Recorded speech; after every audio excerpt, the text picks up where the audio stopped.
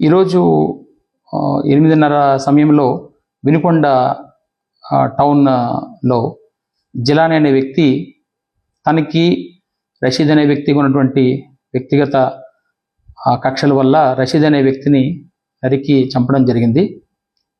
ఇటువంటి చర్యలు ఏమైనా కూడా ఎక్కడైనా ఏదైనా రిపీట్ అయితే చట్టపరంగా చాలా కఠినమైనటువంటి చర్యలు తీసుకోవడం జరుగుతుంది. ఎవరైనా వీటిని ఎక్కడైనా ప్రోత్సహించినా కూడా వాళ్ళు కూడా చట్టపరంగా తీసుకునే చర్యలకి బాధ్యులవుతారు. రేపు పట్టణంలో కూడా ప్రజలందరికీ కూడా ఈ విషయాన్ని తెలియజేస్తున్నాము. అందరూ సంయమనం పాటించాలి. ఎటువంటి నేర చరిత్ర ఇకపై కనబడినా కూడా ఉపేక్షించడం జరగదు.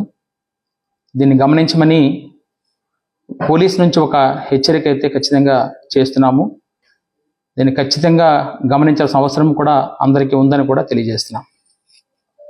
144 సెక్షన్ కూడా అది అమల్లోకి తీసుకుంటున్నాం. అక్కడ ఎవరు ఎటువంటి శాంతి భద్రతల విఘాతం కలిగించినా కూడా కఠినమైనటువంటి చర్యలు తీసుకుంటాం.